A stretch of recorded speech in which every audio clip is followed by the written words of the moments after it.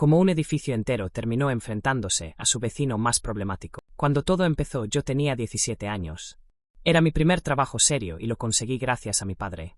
Ambos nos encargábamos de la conserjería de un edificio residencial en Cochabamba, en Bolivia.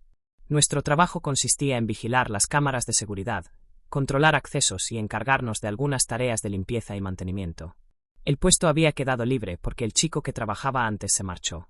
Según me contó, estaba cansado del trabajo, pero sobre todo de la gente del edificio. En aquel momento pensé que exageraba. Con el tiempo entendí que no lo hacía. Nuestro turno era peculiar. Yo entraba a las 8:30 de la mañana y debía quedarme hasta la misma hora del día siguiente. Entonces llegaba mi padre para relevarme. Mi primer día fue bastante tranquilo. Pasé muchas horas intentando memorizar caras y nombres. En un edificio siempre entra y sale mucha gente, y al principio todos parecen desconocidos. Pero hubo una persona que hizo imposible olvidar aquel primer día. Se llamaba Rick. Era un hombre de unos 33 años, bastante corpulento, con el pelo corto y ondulado. Tenía acento cruceño, algo que en Cochabamba se reconoce enseguida. Pero lo que realmente llamaba la atención no era eso. Era su presencia. Aquel primer día, alrededor del mediodía, salió de su piso completamente arreglado, como si fuera a una fiesta. Llevaba un perfume extremadamente fuerte, tan intenso que se percibía desde varios metros. Se acercó a mí con una confianza exagerada. «Hola, me llamo Rick. ¿Y tú cómo te llamas?» Extendió la mano de una forma extraña, como si esperara un gesto que yo no estaba dispuesto a hacer. Yo simplemente le di la mano y me presenté. Después se marchó cantando algo mientras caminaba hacia la salida. Fue una presentación, difícil de olvidar. Aquella misma noche, sobre la 1 de la madrugada, regresó. Subió hasta su piso y empezó a tocar el timbre de su propia casa con una insistencia exagerada. Luego empezó a golpear la puerta con tanta fuerza que pude escucharlo claramente, desde mi puesto en la conserjería. Tardó varios minutos en calmarse. Finalmente su madre abrió la puerta y lo dejó entrar. Recuerdo pensar, vaya primera impresión. No imaginaba entonces que aquello era solo el principio. Con el paso de los días empecé a conocer mejor la dinámica del edificio, y también la vida de Rick. Había varias cosas que empezaron a repetirse con demasiada frecuencia. La primera era que solía pedirme el baño de la conserjería. Decía que lo necesitaba con urgencia. Yo se lo dejaba, pero dentro se escuchaba claramente que estaba aspirando algo. Tardaba unos 20 minutos en salir. La segunda cosa era su rutina de fin de semana. Cada viernes y cada sábado salía a una discoteca cercana al edificio. Y siempre regresaba en un estado lamentable. Apenas podía caminar recto. Hablaba con dificultad y parecía completamente desorientado. La tercera situación era aún más incómoda. Rick y su madre solían pedirme prestado el móvil para hacer llamadas. Rick lo utilizaba para llamar a amigos con los que organizaba fiestas o reuniones para beber. En cambio, su madre lo utilizaba para llamar a la hermana de Rick y contarle lo que estaba pasando. Fue así como entendí el fondo del problema. Rick era adicto al llamado Tusi, una droga sintética que circulaba mucho en ciertos ambientes nocturnos.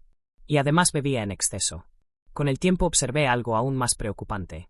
Su comportamiento empezó a deteriorarse. Al principio era alguien algo excéntrico, pero relativamente tranquilo. Sin embargo, cada semana parecía más agresivo.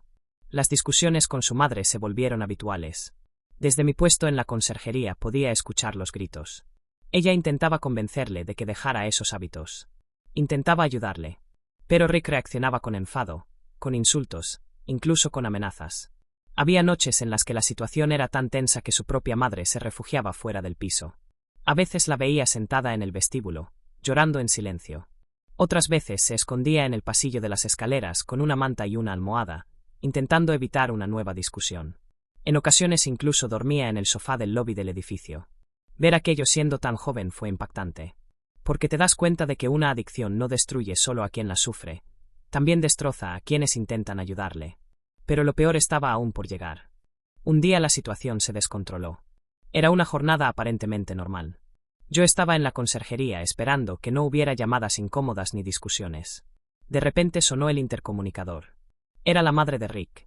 Su voz sonaba desesperada. Pidió que mi padre subiera al piso inmediatamente. Mi padre fue. Yo en ese momento estaba cambiándome de ropa y no miré las cámaras, pero pocos segundos después escuché un golpe muy fuerte. Mi padre bajó rápidamente. Estaba nervioso. Me dijo algo que no olvidaré. Rick había sacado una cadena y había hecho el gesto de golpearle en la cara. No llegó a alcanzarle, pero la cadena terminó golpeando la puerta de madera del vecino de al lado. Ese vecino resultó ser un copropietario importante dentro de la comunidad del edificio. En ese momento tomé una decisión. Avisé al grupo de administración del edificio. Mi padre prefería olvidarlo. Llevaba años soportando la situación y pensaba que era mejor no complicarse. Pero yo no podía quedarme callado. Y a partir de ese momento todo empezó a cambiar. Minutos después apareció el copropietario, acompañado por un policía. Pidieron ver las grabaciones de seguridad. Las cámaras no captaron todo el incidente, pero sí se veía a mi padre retrocediendo asustado y un fragmento de la cadena moviéndose en el aire antes de que Rick la recogiera y entrara en su piso.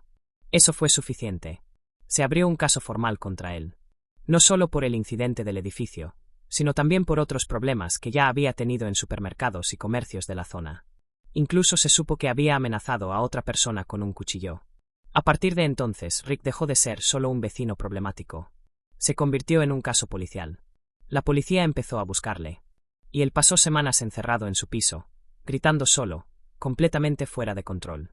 Finalmente fue detenido en 2 ocasiones. Primero lo ingresaron en un centro psiquiátrico. Después volvió a ser arrestado y terminó en prisión, aunque salió bajo fianza tras hipotecar su propio piso. Poco después abandonó el edificio y se fue a vivir con su hermana en Santa Cruz. Rick llevaba viviendo allí desde 2022.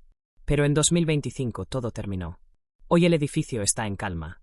Y aunque aquella historia fue dura de presenciar, también cambió muchas cosas.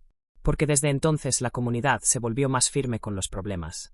Y yo entendí algo importante muy pronto. A veces una sola decisión, como denunciar un incidente, puede iniciar una cadena de acontecimientos que cambia por completo el destino de una persona.